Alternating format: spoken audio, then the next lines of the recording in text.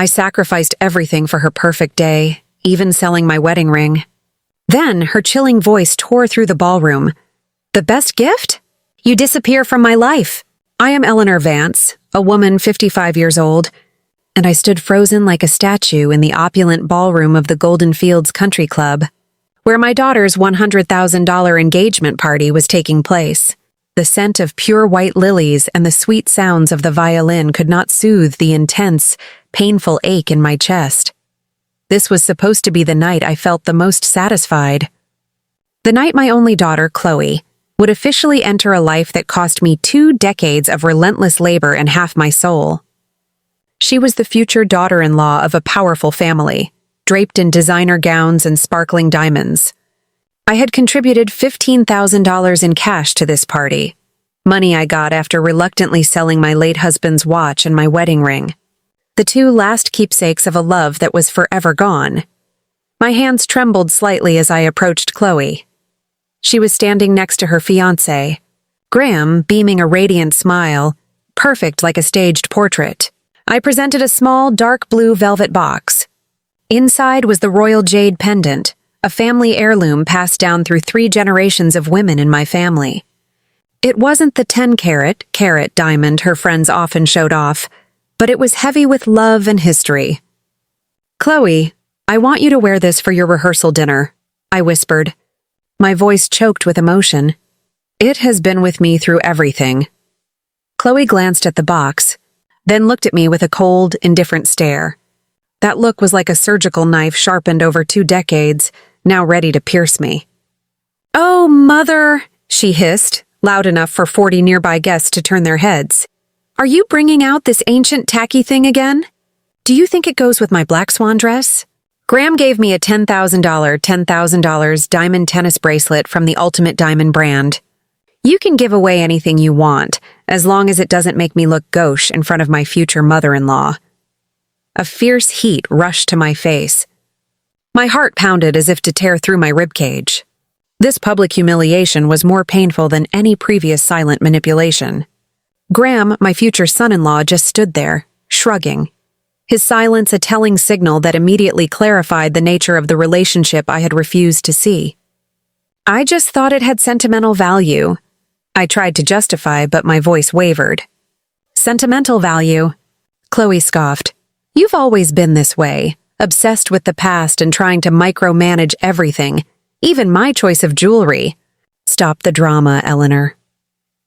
Calling me by my first name, Eleanor, in that moment, was the complete erasure of our relationship. It was the final rejection. "That's enough, Chloe," I said quietly, feeling an astonishing, terrifying strength rising from a deep place of depleted endurance. "I sold your father's last keepsake so you could have this evening. I expect you to respect that sacrifice."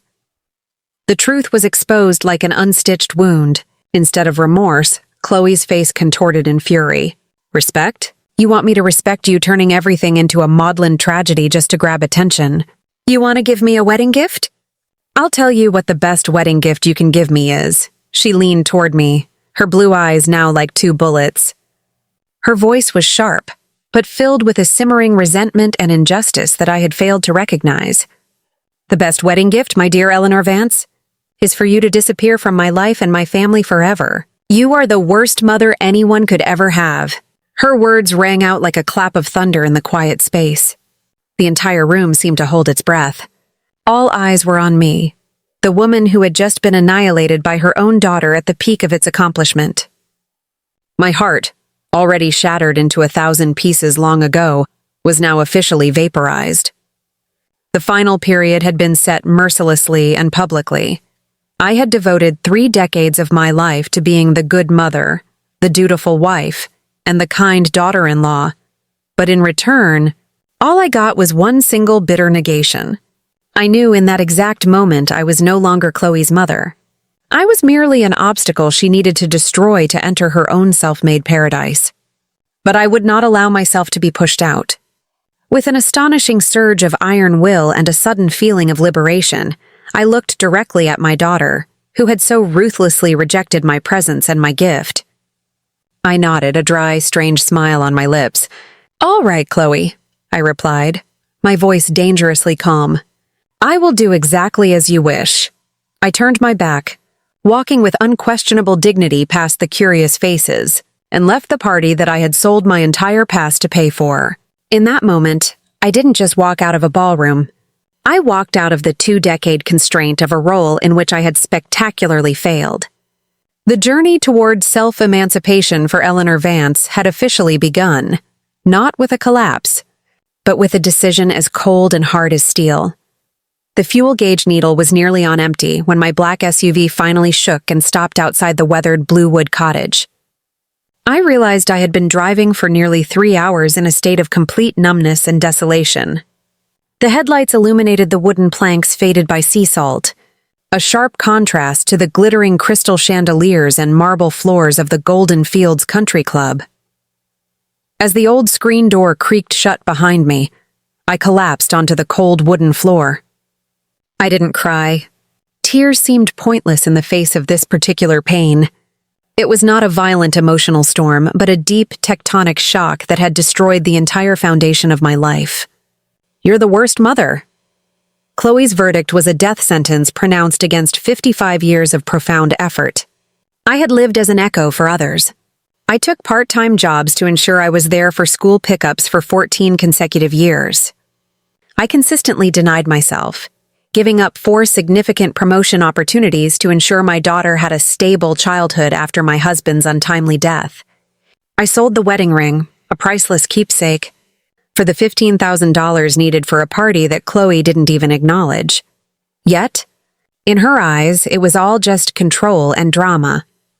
That night, lying on the thin, dusty mattress of the cottage, sleep was an unreachable luxury.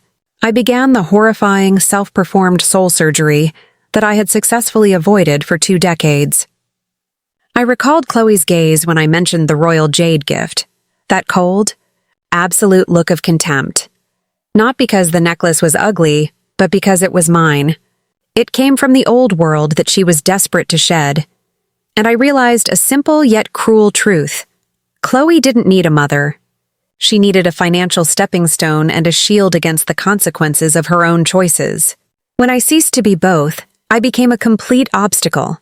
In that moment of agony, a sharp, sudden clarity pierced the darkness. I had spent my life teaching my daughter about resilience and self-respect, but I was the one who had fundamentally betrayed that lesson. I had allowed the fear of loneliness and the guilt of motherhood to chain me to a toxic relationship where love was quantified by endurance rather than authentic connection. The next morning, I woke up with a strange, almost sacred sense of relief. There was no schedule to adhere to. No phone message demanding an immediate response. No specific role requiring me to perform. My first act of autonomy was calling a litigation lawyer. I needed to revise my will and my entire estate plan. This did not stem from revenge, but from a desperate need to establish an unbreakable boundary to protect my personal integrity. Previously, I had planned to leave Chloe the family home in Pine Hill, valued at $800,000, and all remaining assets. Now, I decided Chloe would receive $100,000 in a structured trust, enough money to start, but not enough to buy my silence or fund her next manipulation. The remaining 90% would go into a charitable fund dedicated to supporting women seeking financial independence after difficult life transitions. If she doesn't need my presence in her life, she certainly doesn't need my entire legacy, I firmly asserted to myself. It was an act not of hatred, but of fierce, tough love, the kind of love that teaches others that every action carries a corresponding price. I began the arduous process of repairing the Bluewood cottage. The house had been abandoned for 12 long years since my father's death. I painted the front door a deep emerald green and started planting fragrant lavender beds. I met 2 friendly neighbors, Margie and Joe, who quickly invited me to join the local book club. For the first time in 2 decades, I felt free to exist not as a mother or a widow, but simply as Eleanor, an individual in the dramatic process of recreation. Sitting by the window, watching the afternoon sun sparkle on the water, I felt my stolen serenity gradually returning. My daughter's brutal humiliation had, in a cruel twist of fate, become the gateway to freedom that I had never been brave enough to open myself. I no longer regretted the fractured family tie. I felt infinite gratitude for the person I was rediscovering in that absence. I had been labeled the worst mother, but perhaps to become the best Eleanor, I had to accept the spectacular failure of the perfect mother role I had pursued so blindly. The day Chloe's extravagant wedding was supposed to take place, I was absent. I sat on the porch of the Bluewood cottage, nursing a cup of steaming black coffee, watching the majestic sunrise paint the Atlantic sky in bruised purples and victorious gold. It was a Saturday, the 25th of October, a date etched in my mind not as a celebration, but as the moment of a painful, yet necessary, divorce from motherhood. The old analog telephone on the wall, one I had deliberately installed because it had no voicemail or screen, remained silent. No frantic calls from Chloe, no panicked messages from Graham, not even an anxious text from my sister Julia, who was probably too afraid of Chloe's wrath to break the rules. The total absence of any contact was a loud, echoing confirmation of Chloe's wish. She truly wanted me gone, and she had gotten her wish. I recalled the scene vividly, the flash of light from her 10-carat diamond, the cruel curve of her lip, the absolute, public rejection.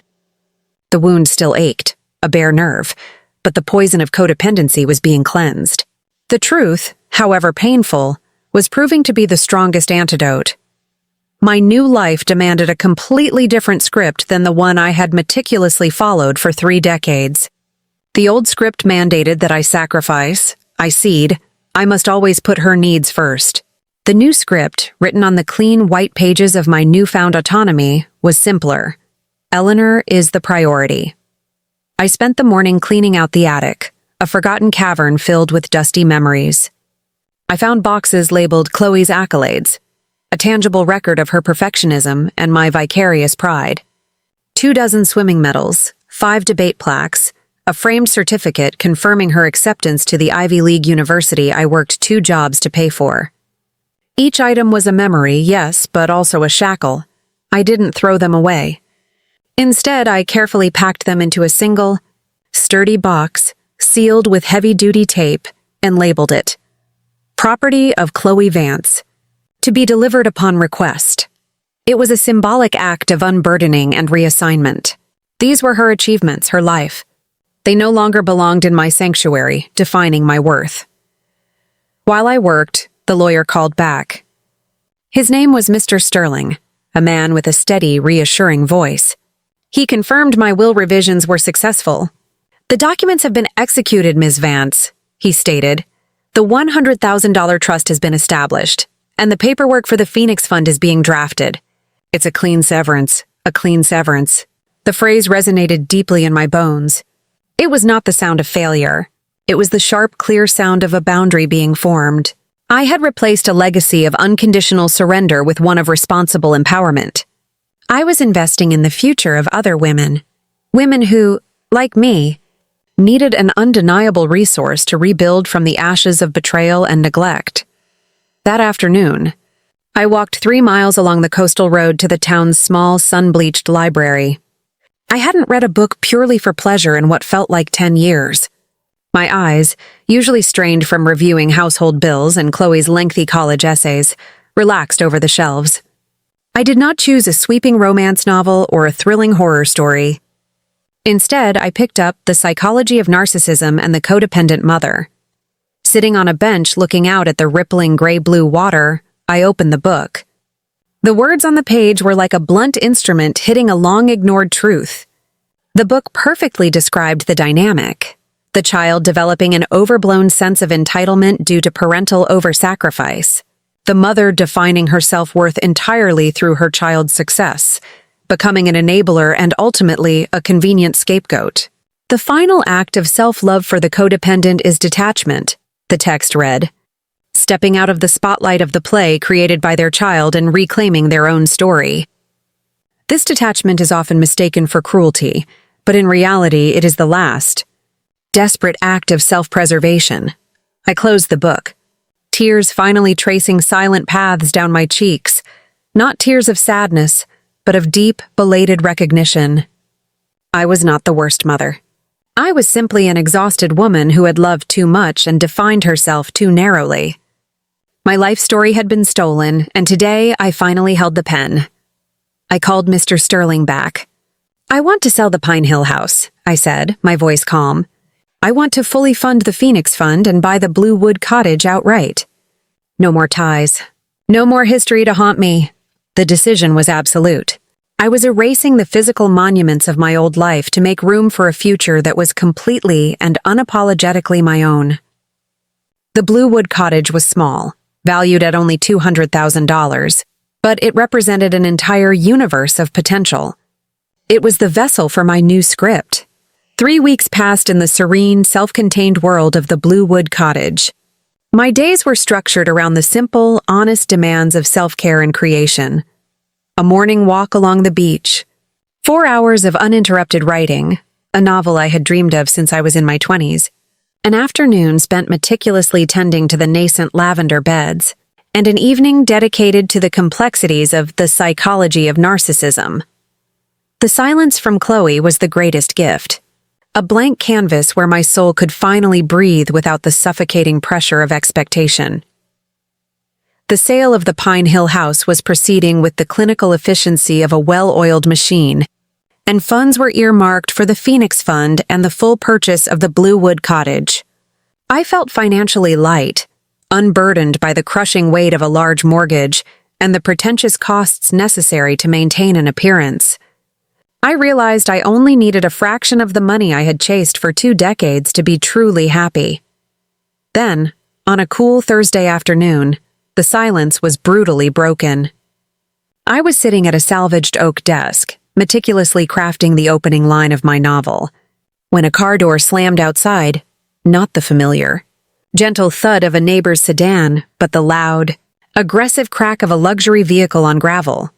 I looked up and saw a pristine black Mercedes S-Class, the kind of car that screamed old money and new power, parked carelessly right in front of my small, humble property. And then I saw her, Chloe. She emerged from the car, looking utterly immaculate in a cream cashmere sweater, perfectly tailored wool trousers, and designer sunglasses hiding the eyes I knew would be blazing with fury. She looked like a celebrity who had accidentally taken a wrong turn into a fishing village. Her presence was loud, jarring, a sharp violation of the hard-won peace I had earned. I did not move. I did not rush to the door, nor did I hide. I remained seated, a small, defiant smile playing on my lips. I was no longer the subservient, guilt-ridden mother she knew. I was Eleanor Vance, the mistress of her own space and the keeper of her own boundaries. She stomped up the 3 wooden steps, her expensive leather boots echoing on the porch. She didn't bother to knock. She simply yanked the screen door open. "Mother!" she spat out, the word dripping with venom and self-entitlement. "What is the meaning of this?" Her voice was an octave higher than usual, laced with a panic I hadn't heard since she was 10 years old and caught cheating on a math test. I calmly placed my pen down beside my journal.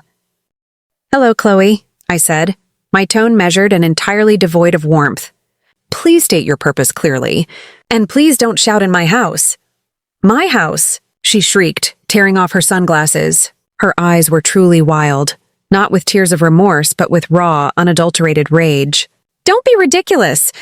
The broker called me. "He said the Pine Hill house is for sale." "Do you have any idea what this means? 80% of your assets are being liquidated." "And where is it going?" "Into some ridiculous Phoenix Fund." "What is that, some feminist charity nonsense?" She strode into the small living room, gesturing wildly at the antique furniture I had salvaged and refinished. She looked around with clear disdain, as if searching for a hidden camera. "You're selling my house!" "The house Grandpa built. The house you promised me. You can't just throw away $800,000 of family legacy into the hands of strangers. Who are these women? They mean nothing to you." I stood up slowly, meeting her intensity with cold composure. I walked over to the newly painted emerald green door and opened it, a clear, wordless directive. "They mean nothing to me, Chloe. They are women who, like me, learned the hard way that self-worth cannot be bought or negotiated. They are women who need a clean, decisive financial break to reclaim their lives. And that house, Pine Hill, was my house, bought with my money, and I am perfectly free to dispose of it as I wish. I looked directly into her shocked and furious face. As for you, Chloe, you requested the best wedding gift I could give. You asked me to disappear from your life and your family. I accepted your wish. You have been silent for 3 weeks, which confirmed your intent. You rejected my history, my presence, and my sacrifice. Why would you think you still deserve my financial legacy? The question hung in the air, a devastating logical conclusion she had never considered. Her entire belief system, that I was an infinite resource designed only for her consumption, was crumbling around her. Her face, usually so composed, warped into a mask of pure, selfish terror.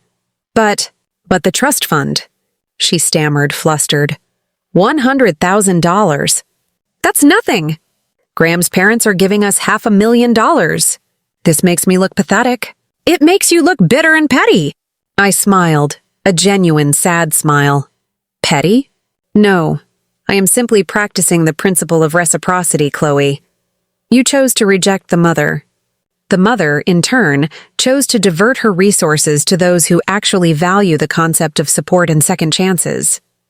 You have your new family, your ultimate diamond brand bracelet, and your $500,000. That is your life. And this small $200,000 Bluewood cottage, and the Phoenix Fund, that is mine. I took a slow, deliberate step back. Now I believe our conversation is concluded. Please leave my property. If you contact me again demanding money or property, I will inform my lawyer that you are attempting financial coercion and take appropriate action. You wanted your freedom from me. You have it. Enjoy your wedding, Chloe, and please do not ever come back. Chloe didn't move immediately. She stood rooted to the spot, a creature of privilege suddenly stunned by the abrupt, absolute removal of her safety net. Her chest heaved, not with remorse, but with the realization that her most valuable asset, the compliant, financially secure, perpetually guilty mother, had self-destructed. I observed her, not with anger, but with the dispassionate, analytical gaze of a scientist watching a predictable reaction. "You're doing this to punish me," she accused, her voice dropping to a low, dangerous growl. "You're bitter that I chose Graham over your constant melodrama. You're jealous of my happiness." I finally laughed, a dry, rusty sound that contained 3 decades of unspoken frustration. "Punish you, Chloe? I am not a judge and you are no longer a child.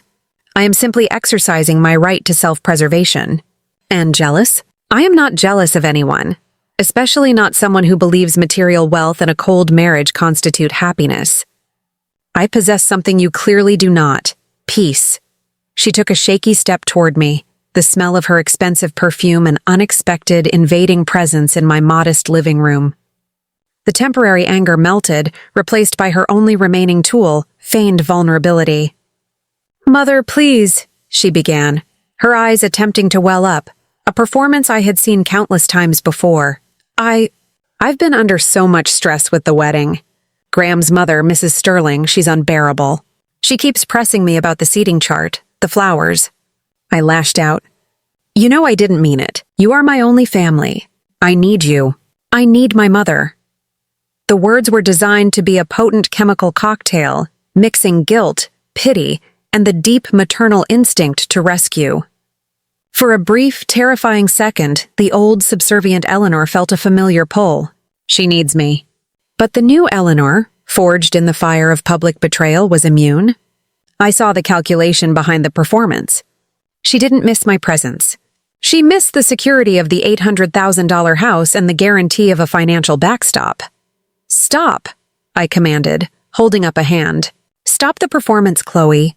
The words you spoke at the rehearsal dinner, 'The best gift is you disappearing from my life,' were not a stress reaction. They were the absolute truth you had hidden inside for a long time. They were the key to your secret script. And I believed you. I accepted your wish." I walked around the desk and moved closer to the door, maintaining the physical and emotional distance that was now my sanctuary. A mother's love is resilient, but it is not an infinite mining well. When you demanded my disappearance, you severed the ties that granted access to my life and my resources. Those ties were made not of money, but of mutual respect and unconditional kindness. You spent 2 decades systematically dismantling that foundation. The Phoenix Fund is what rose from those ashes. She pulled out her phone, her fingers trembling as she scrolled. Graham's mother will go ballistic.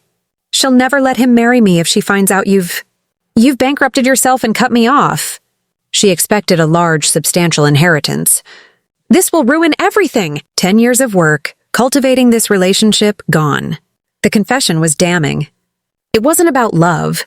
It was about a meticulously orchestrated power play and social climbing. Her panic revealed that my life was nothing more than a lever in her social strategy. If the foundation of your marriage depends on the financial status of a mother you publicly scorned, then your foundation is built on sand, Chloe, not on rock, I commented calmly. That is a problem for you and Graham to resolve, not me. I refuse to be the financial cornerstone for a life that actively excludes me.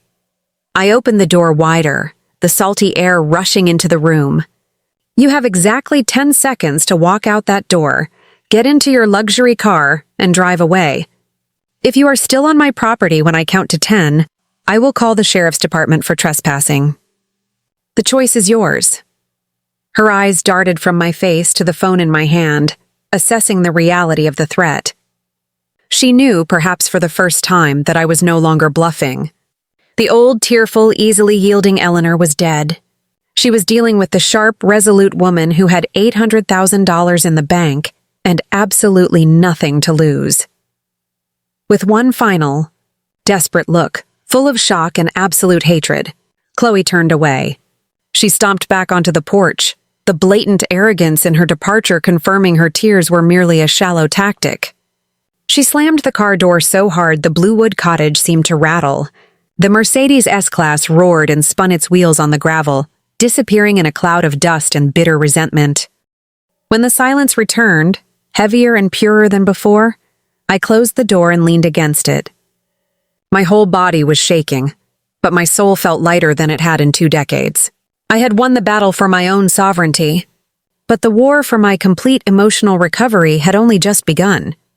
I still had 7 more parts of my novel to write and a whole new life to build, one precious, hard-won brick at a time.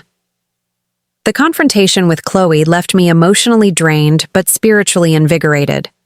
It was a necessary exorcism of the old story. The storm had passed, leaving behind a clear sky. I understood that setting a boundary was not an act of cruelty. It was an act of self-definition, a loud, unmistakable declaration. This is where I begin and where you end. The following days were spent firmly cementing myself in my new reality. I began the paperwork to formally name the Phoenix Fund and established its mission: to provide interest-free bridge loans to women 50 and older who were starting over after a significant life disruption, divorce, widowhood, or, in my case, a deep psychological estrangement. The fund would begin with $600,000 in capital from the sale of the Pine Hill house, a staggering sum that represented my future, now redirected to benefit others who genuinely needed a hand up, not a handout. I immersed myself in the local community. I joined the Seashell Collectors Society, a group of women who met 3 times a week to gather sea glass and share stories. It was a revelation. For 2 decades, my social interactions had been filtered through the prism of Chloe's life. PTA meetings, school fundraisers, and awkward dinners with other parents judged by their children's achievements. Now I was simply Eleanor, a woman with a genuine laugh and a surprisingly sharp wit, sharing coffee with 5 other women who knew nothing of the spectacular collapse of my former life. One of the women, Doris, a retired literature professor, at least 65 years old, noticed me writing constantly. She encouraged me to join her private writing workshop, a rigorous group of 7 individuals dedicated to the art of the novel. I hesitated at first, the ingrained fear of judgment, a residue of Chloe's relentless criticism, still lingering. But Doris's eyes were warm and sincere. "Eleanor," she said, her voice soft but firm, "you have a story burning inside. Don't let the noise of the past consume your future. Write it out. Be fierce with your truth." Her words were the gentle push I needed. I started attending the workshop. The novel I was writing was a thinly veiled memoir, a fictionalized account of a woman, Clara, who is verbally humiliated by her daughter at a major social event and has to embark on a journey of self-discovery. Writing it was not just cathartic. It was therapeutic reconstruction. Every sentence was an act of reclaiming power, every chapter a burial of an old hurt. I wrote about the pain of being called the worst mother, the crushing weight of codependency, and the exhilarating, scary moment of finally choosing self-respect over martyrdom. I discovered a deep, latent passion for the craft. I spent 10 hours a day at my desk, the cool sea air on my skin, the only sound the rhythmic clack of the old Royal Standard typewriter I had rescued from the attic. I realized my creative self had been completely starved for 2 decades, suffocated by the need to prioritize Chloe's needs, her identity, and her social ambitions. Now my creativity was roaring back, a hungry, beautiful beast demanding to be fed. 5 weeks after the wedding, which I did not attend and only heard about through a brief, polite email from my sister Julia. It was beautiful, the roses were magnificent. Everyone asked where you were. I received an official-looking envelope. It came from Graham's family lawyer. The letter was cold and direct. It stated that due to my unilateral and financially irresponsible decision to liquidate substantial assets and redirect funds to an unvetted charitable endeavor, the Sterling family had decided to formally renegotiate the prenuptial agreement. It demanded that I provide 5 years of tax returns and a complete financial statement for the Phoenix Fund, arguing that Chloe was being financially disadvantaged by my sudden instability. The letter concluded with a veiled threat of litigation. If I did not comply within 30 days, I leaned back in my chair and simply laughed. It was a hearty, genuine laugh of disbelief and pure freedom. They still believed they held the power. They believed the threat of a lawsuit could force the old, fearful Eleanor back into compliance. I picked up the phone and called my lawyer, Mr. Sterling.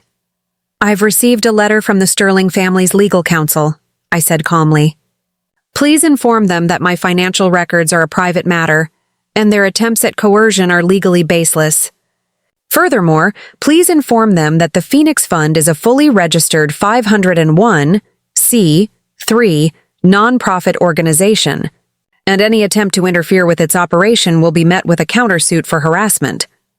And finally, please remind them that since I am no longer a party to the marriage, any continued contact from them or their counsel will be considered a violation of my personal space, and I will pursue a restraining order. I have zero tolerance for attempts to financially manipulate me through my daughter." Hanging up the phone, I felt a deep, steady vibration of unassailable freedom running through me. The old chains were not just broken, the locks had been melted down and recast as the armor of my new self. I was no longer an echo. I was a voice, and that voice had finally said, "No."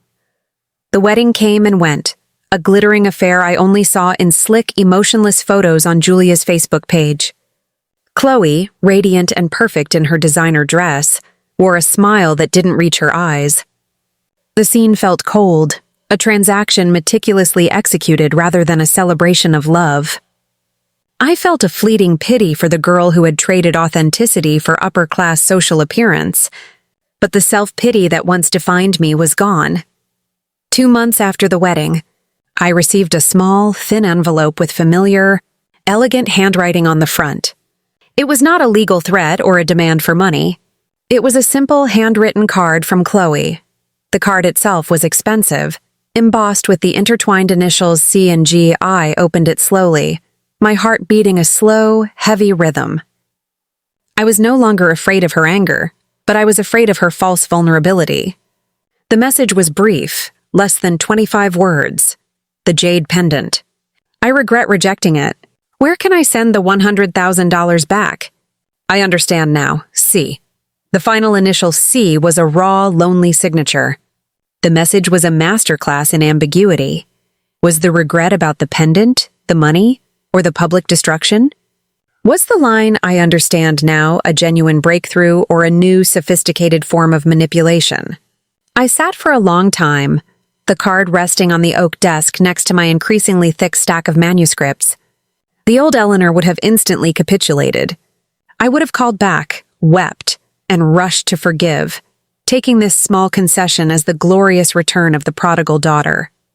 I would have offered not just to return the money, but the key to the Blue Wood cottage, the entire Phoenix Fund, just for one moment of genuine, loving connection.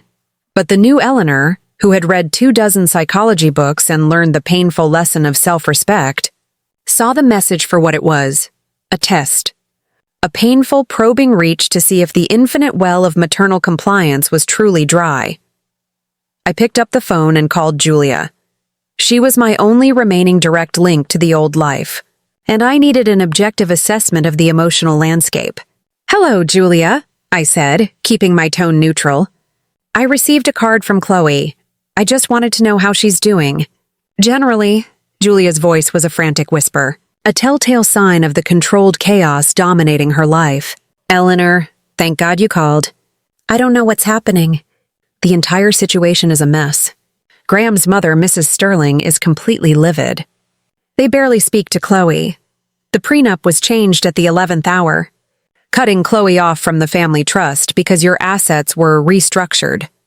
The $500,000 they promised us got tied up in a failed land deal. They are living in a cramped apartment, not the mansion they were promised." Julia paused, dropping her voice further. "And Chloe. She's working. She's working in an art gallery, an entry-level job making $30,000 a year. She's never worked a day in her life. She's completely lost. She says you ruined her, Eleanor. She says you were supposed to be the contingency plan." The ugly truth, relayed by my sister, hit me with devastating clarity. Chloe's message was not a confession of love. It was a desperate SOS from a sinking ship. She understood the financial consequences of my disappearance, but she had yet to grasp the emotional value of my absence. "She's in pain, Eleanor," Julia pleaded. "Please, call her. Tell her you'll reinstate the old will. Just give her a lifeline. She's your daughter. What if she collapses? What if she loses everything?" I closed my eyes and took a deep breath of the salty air. What if she loses everything? That was the core of my old fear.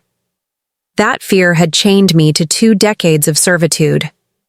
Now I saw the fear not as a threat, but as a necessary catalyst.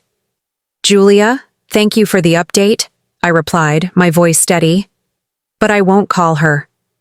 The $100,000 trust fund is still there. That is her lifeline. She is a grown woman, 28 years old. She has a prestigious degree and a job. She is not collapsing. She is simply experiencing the consequences of her own choices for the first time. This is not a tragedy. This is a lesson." I ended the call gently, promising to stay in touch, but knowing I had severed one more cord. I picked up Chloe's card, walked to the fireplace, and, without a second thought, dropped the expensive paper into the glowing embers.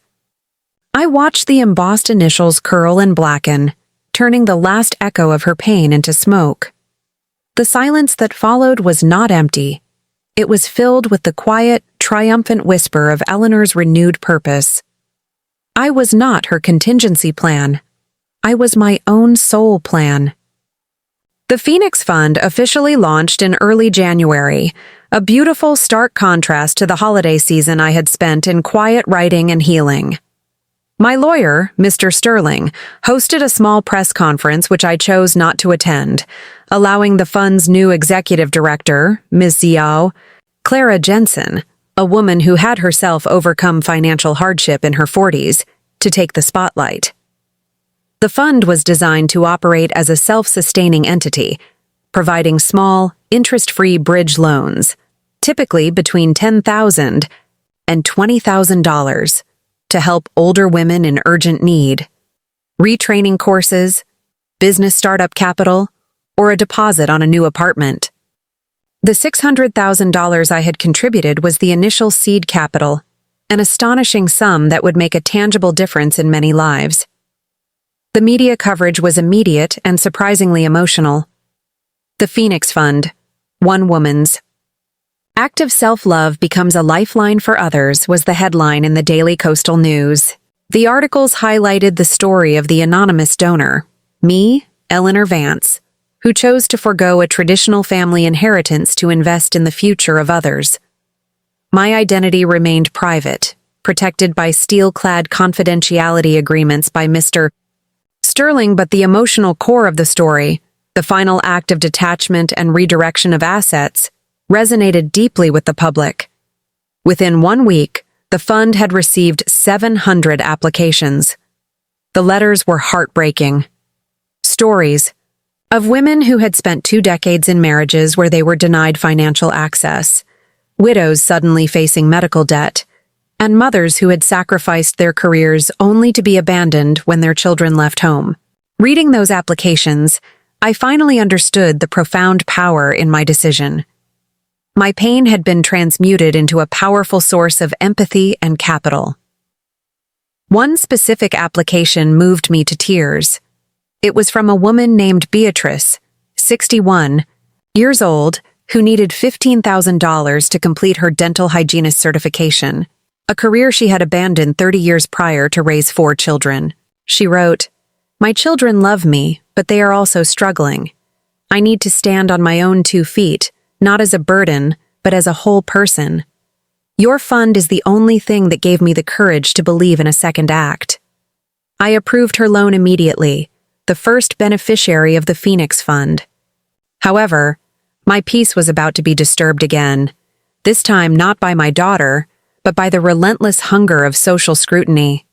The Sterling family, still smarting from the legal rebuff and the devastating consequence of my revised will on Chloe's standing, decided to strike back through the only channel left to them, gossip and public opinion. A notorious shock jock blogger with 5 million followers, Veronica Vane, published a blistering, scathing article titled, "The Bitter Mother. Did a Vengeful Parent Ruin Her Daughter's Marriage to Fund Her Own Vanity Project?" The article did not name me, but it was clear who it was attacking. It described me as a spiteful, psychologically unstable woman who suffered a late-life mental collapse after her daughter, a beautiful socialite, finally found true happiness. It painted the Phoenix Fund as a thinly veiled act of revenge, a way to financially punish her own daughter and son-in-law. The comment section erupted with thousands of hateful remarks. Worst mother ever. She should be institutionalized and using charity as a weapon. That familiar headline, "Worst mother ever," flashed on my screen, a cruel reminder of Chloe's verbal annihilation. The difference was, this time, it was a collective voice, a million-headed monster of public judgment. I felt a wave of dizzying panic. My hands shook. For 3 days, I could barely leave the Blue Wood cottage. The anonymity was gone, replaced by a suffocating sense of being watched, judged, and condemned. The old fear, the fear of social isolation and shame, clawed at my throat. On the 3rd day, Mr. Sterling called, his voice calm amidst the legal storm. "Eleanor, we can sue for libel. We have a clear-cut case against Veronica Vane for her malicious fabrications." I looked out at the ocean, at the waves that were tirelessly, ceaselessly breaking. I realized that responding with a lawsuit was responding in their language, the language of conflict, defense, and drama.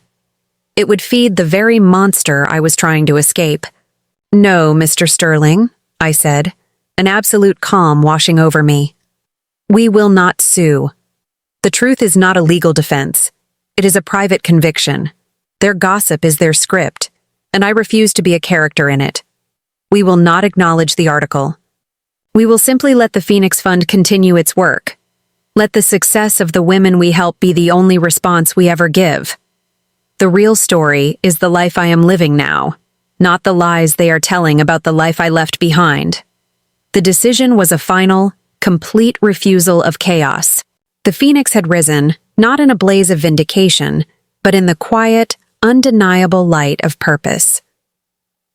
6 months after I walked out of the Golden Fields Country Club ballroom, my solitude was interrupted by a startling, devastating visit.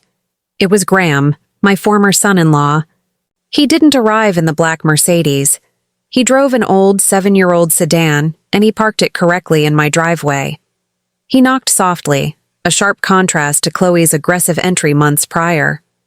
When I opened the door, he looked utterly defeated, the polish of upper-class social complacency scraped away to reveal a young man ravaged by stress. His tailored suit was crumpled, and his eyes held a haunted look I had never seen before.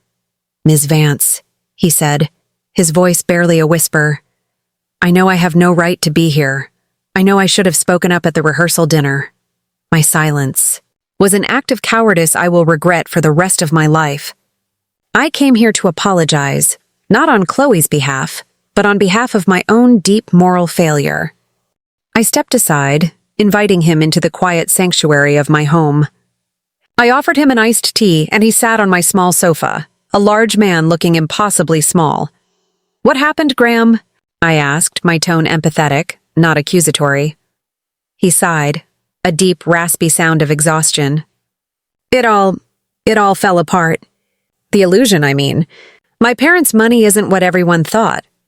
They leveraged assets for 2 decades, maintaining a terrifying facade.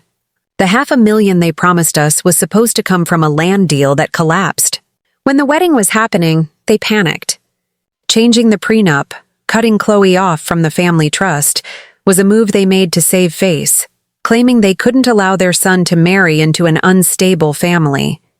He ran a hand through his hair. "The truth is, Chloe and I are living in a cramped rental in the city. Her job at the gallery, she hated it. She quit after 3 months. She can't cope. She screams constantly. She blames you for everything, Ms. Vance. She says if you hadn't ruined her inheritance, we'd be fine. She doesn't understand that she traded everything. Love, stability, a real connection, for a golden cage that turned out to be hollow." His voice broke. "The worst part? She doesn't see me. She only sees the sterling name, the wealth that evaporated. She views me as her biggest disappointment. She's threatening to divorce me, saying she should have married someone else. I came here because I need to know, how did you find the strength to walk away? How did you stop being the victim?" His plea was the strongest validation of my journey. The man who had silently watched his bride destroy me was now here, seeking the very strength I had found in the wreckage. I looked at Graham, not as a son-in-law or with judgment, but as a young man trapped in a toxic relationship built on financial deception. "Graham," I began, my voice soft yet resonant. I wasn't strong when I walked away. I was broken. I was void of self-worth. But being called the worst mother was the key. When someone strips away the only identity you've clung to for 3 decades, you have 2 choices. You can fade into nothingness, or you can begin the arduous, painful work of reconstruction to build a stronger identity from scratch. I gestured to the room around us, the salvaged furniture, the simply painted walls. I chose to stop being an infinite resource and to start being a finite, respectable human being. I realized the greatest disservice I did to Chloe was shielding her from reality. She never learned that life is about reciprocity and consequences, because I always absorbed the impact for her. The strength, Graham, came not from fighting your family or Chloe, but from refusing to participate in their script. I changed my own narrative. My life became about creating the Phoenix Fund, a purpose greater than my own pain. I replaced a love built on sacrifice with a love built on self-respect. I stood up and placed a hand gently on his shoulder. "You ask how to stop being the victim. The answer is, set a boundary. You have to decide what you are willing to accept and what you are not. You have to mourn the relationship you thought you had, and then you have to choose yourself. You are not her financial fixer. You are a man who deserves to be seen and loved for who you are, not for the name on your checkbook." He nodded, a silent acknowledgement of his own impending choice. As he drove away, I knew his visit was a chilling echo of my past. It was proof that the golden cage had indeed fallen apart, leaving behind only the bare, cold truth of a life built on shallow self-entitlement. The months following Graham's visit were the most creatively fertile of my life. The emotional storm had finally passed, leaving a quiet space of inner peace. The realization that even those who had scorned me Graham, and by extension, Chloe, through her desperate actions, were now suffering the collapse of their own illusions, served not as vindication, but as a source of deep empathy and relief. I had made the right choice. My absence was the only thing that could force them into the difficult, necessary process of self-reflection. I finished my novel. It was a rigorous 320,000-word manuscript, a profound story titled The Emerald Door, about a woman who walks away from a life of silent emotional abuse to a small blue coastal cottage. The final chapter, written on a day when the sun shone ceaselessly on the Atlantic, was the hardest, but also the most liberating. It was not a tale of revenge, but of self-forgiveness and radical acceptance. I submitted the manuscript to 4 literary agents, choosing them not for their celebrity success, but for their commitment to authentic, emotionally resonant fiction. Meanwhile, the Phoenix Fund was flourishing. In its first 9 months of operation, it had provided 27 low-interest loans, successfully helping women start businesses, complete degrees, and secure housing. The repayment rate was an astonishing 98%. The women were not just receiving money, they were seizing the opportunity for dignity and self-sovereignty. My $600,000 was turning into a rotating engine of empowerment, a legacy infinitely more valuable than a sprawling, old house in Pine Hill. My life was now complete, a stable relationship with Doris, my literary mentor, weekly gatherings with the Seashell Collector Society, and a new, reserved romantic interest. Arthur, a gentle, kind marine biologist from the local college, who only knew me as Eleanor, a writer with a great sense of humor and a love for the ocean. He knew nothing of the Golden Fields Country Club or the collapse of the Sterling family. He only knew the woman who laughed heartily and spoke with conviction. Then, the final, inevitable piece of the past resurfaced. My sister Julia called me in a panic. "Eleanor, you need to turn on the news. It's Chloe, she's divorcing Graham." It's a total disaster. She's being interviewed by Channel 6, Mid-Coastal News. I calmly turned on the television. There she was. Chloe, but not the Chloe I remembered. She was thinner, her perfect composure cracked. She sat opposite a stern female reporter, trying to project the image of an innocent wronged. But her exhaustion was palpable. "The divorce is a tragedy," Chloe said, her voice trembling. "But the real tragedy is the complete abandonment by my mother, Eleanor Vance. My mother, in a moment of emotional distress, liquidated our entire family inheritance, including the home I was promised, and redirected it to a shadowy charity. She has left me financially destitute and socially ostracized. She is truly the worst mother anyone could ever have. She chose money and bitterness over her own daughter." The camera zoomed in on her tear-filled eyes. It was a powerful, heart-wrenching image. My first visceral instinct was to call Mr. Sterling, to rush to the station, to defend myself, to expose the tangled web of lies and self-entitlement. But I stopped. I looked at my manuscript, at the words I had poured my soul into. I looked out the window at the ocean, a symbol of relentless, indifferent truth. I realized this was Chloe's final, desperate act of control, to define me, once again, by a single, devastating label. She was trying to force me back into the role of villain in her story, hoping the public condemnation would make me yield. I picked up the phone, not to call my lawyer, but to call Julia. "Julia," I said, her frantic energy immediately cooling under my steady tone. "Did you see the interview?" "Yes, she's saying terrible things, Eleanor." "You have to respond." "No, I don't," I stated clearly. Chloe is trapped in a story where she is the perpetual victim and I am the villain. That is her narrative, and I will not lend my voice to validate it. My truth is not in a television interview. It is here in the life I have built and in the women the Phoenix Fund has helped. She is right about one thing. I chose money and purpose over her comfort. I chose to use the money to create a positive legacy rather than prop up a toxic one. I ended the call and walked to my desk. I picked up the latest version of my manuscript, now titled The Emerald Door, a memoir of self-recovery. I knew what I had to do. I would let the book and the quiet, undeniable work of the Phoenix Fund be my only devastating response. I was no longer fighting her. I was simply living my truth, an absent gift that was proving to be the deepest lesson I could ever give her. 2 years have passed since my conversation with Graham, and 1 year since the publication of The Emerald Door, a book that has remained on the bestseller list for 40 consecutive weeks. My life has settled into a rhythm of deep, simple contentment. The Blue Wood Cottage is paid off.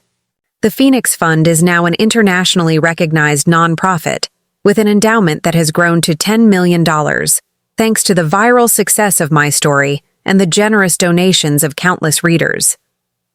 My relationship with Arthur is steady and full of mutual respect, a stark contrast to the emotional acrobatics of my former life. I am now 57 years old, and I finally know what it means to be fully authentic. I often sit at my desk, looking out over the sparkling expanse of the Atlantic, contemplating the brutal catalyst that brought me here. The greatest lesson I learned was not about my daughter, but about myself. I was not the worst mother. I was the worst advocate for myself. My entire life was a performance of martyrdom, a subtle attempt to earn the love and respect I was too afraid to simply demand and expect. Chloe's cruelty at the engagement party was a vicious, painful mirror reflecting my own lack of boundaries. The words, "You are the worst mother," were not a statement about my care, but a desperate expression of her own deep self-entitlement, a feeling I had, tragically, nurtured through decades of ceaseless sacrifice. I still hear from Julia occasionally. The news is always the same. Chloe is struggling. She does freelance social media consulting, a job that provides a modest income but requires relentless hustle. She has now divorced Graham, who, ironically, is thriving after leaving her, pursuing a nonprofit career aligned with his true values. Chloe still blames me, but her flame of resentment has cooled to a dull, persistent ache. She never called me after sending back the royal jade pendant. I know she is too proud, too wounded to admit her total error. But that is her journey now, and I am no longer responsible for carrying her emotional luggage. My final act as a responsible human being, and as a woman who found her voice, is to share this ultimate truth. Your second act begins the moment you stop waiting for permission. The Emerald Door is the door to your own spirit. It is always open, but only you can choose to walk through it, leaving behind the suffocating script written by others. The Phoenix Fund is tangible proof that you can turn your deepest pain into your deepest purpose. So, what is the final moral of this story of betrayal and rebirth? True love is not eternal sacrifice. It is setting a boundary and holding it, even if it costs you everything you thought you cherished. I lost my daughter's approval, but I gained my entire soul. Your soul is priceless. Don't let anyone, even your own children, force you into emotional bankruptcy. If this story of finding powerful purpose beyond this pain resonates with the quiet hurt part of your spirit, then share this video with the woman who needs to hear it, and subscribe to my channel. Make your second act your greatest masterpiece,